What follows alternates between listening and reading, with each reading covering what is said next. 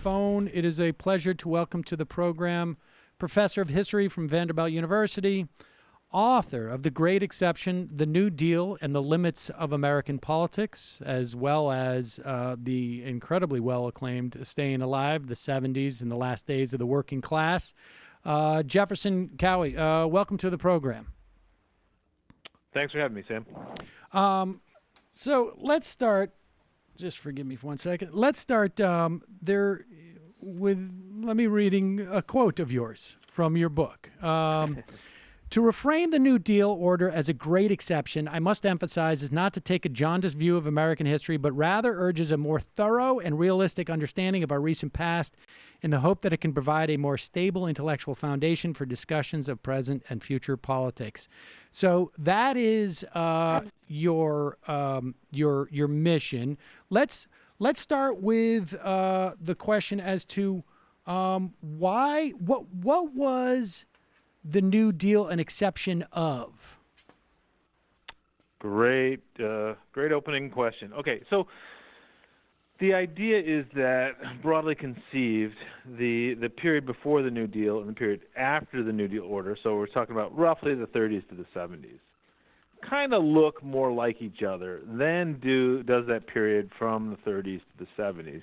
And I really look at the social foundation of politics. So in terms of the way individualism worked, in terms of the way religion worked, immigration, race, all these key, and of course labor, all these key questions reconfigured in the New Deal and post-war eras in such a way that it created a more cohesive politics than we see before or after, which makes progressive politics a more complicated thing for the future, and the New Deal less of a solid metaphor for how we think about the future.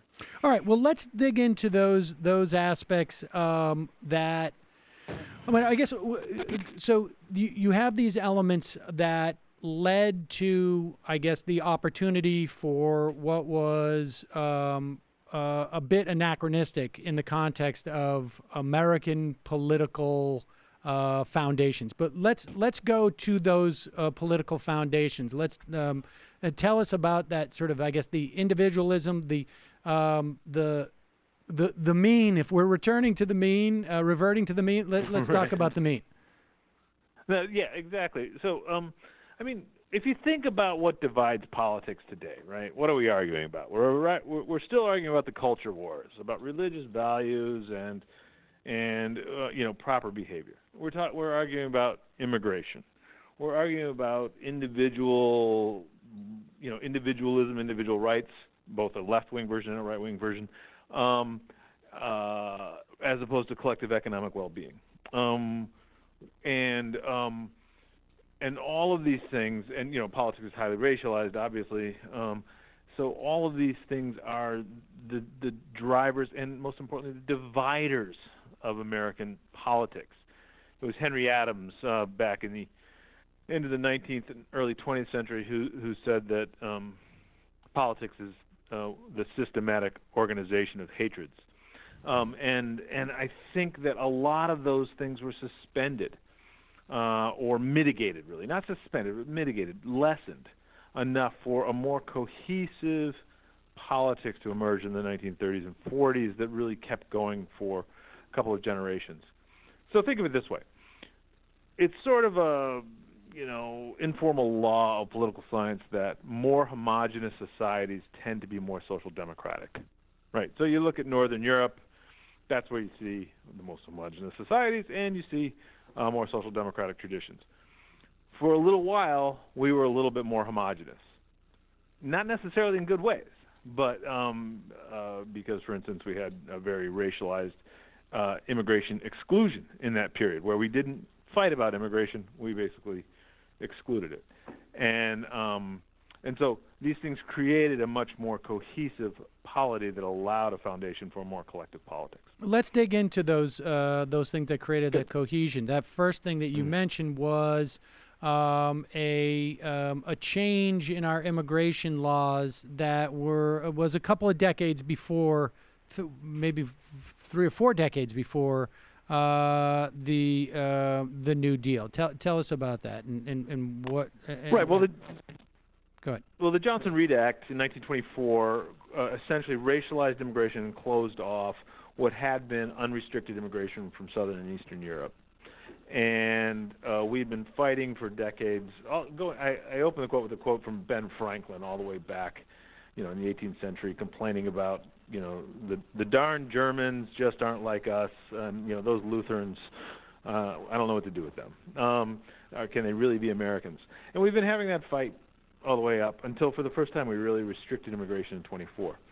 When the crash happens, when the economy falls apart in 29, and Roosevelt comes to power in 33, for the first time, we have an economic crisis where we're not blaming immigrants, where we're not dividing over who's an American.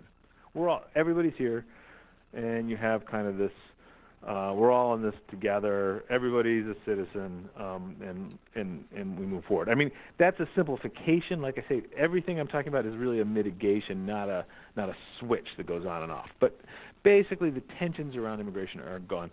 And then it doesn't open up again until 65, when immigration reform happens after the Civil Rights Act. And then by the 70s, and certainly by the 80s under Reagan, we're fighting over immigration and who's a citizen and who has rights and who doesn't and all that kind of stuff. You also suggest that religion, there was a mitigation of, I guess, the force of religion in the country at that time. Right. So the Republicans in the Gilded Age in the last half of the 19th century called the Democrats the party of Romanism and rebellion. Right. So Romanism because they were Catholic, Rum because they were they believed in that we should be able to have a drink, and rebellion because they were connected to the Southern. White Southerners, but that Romanism and then later Judaism, as in the 1890s and into the early 20th century, Jews began to come to the country in large numbers, really divided the country.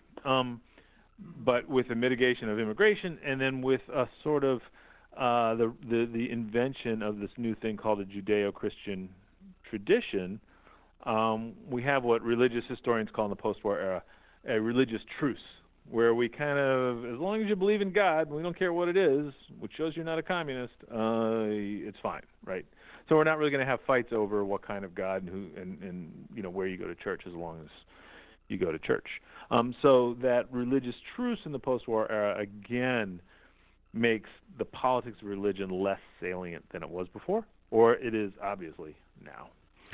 But what about in prior to the New Deal, that would have sort of, again, I guess, mitigated those forces that would otherwise prevent a New Deal?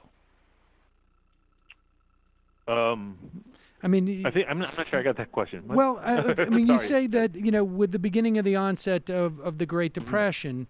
Right. You were talking about religious institutions were sort of overwhelmed, and therefore they did not have necessarily the sway over people that would in some way function as an obstacle to the New Deal. Exactly. Right. So not only was it not an obstacle, but in fact, what happened was at the beginning of the crash, people turned to their religious institutions, their community-based institutions for help. But the crisis of the Depression was so big, the crisis was so profound, that those were exhausted quite quickly. And so people began to think, we need help somewhere else. And that's when they actually began to turn to the federal government and endorse Roosevelt. And it's interesting, too, that Roosevelt begins to play a little bit of a secular religious kind of figure, as people are putting his picture on the mantle at their homes, and he sort of has these fireplace chat type sermons. I think he actually plays a kind of secular priest in a way throughout the 1930s and early 40s. Hi folks, Sam Seder here. We still need your help on our Patreon page. YouTube ads have come back, but not nearly as much as we had before. So if you can help us out, any little bit helps. Head over to our Patreon page right at this URL, and you'll help us keep helping you by making videos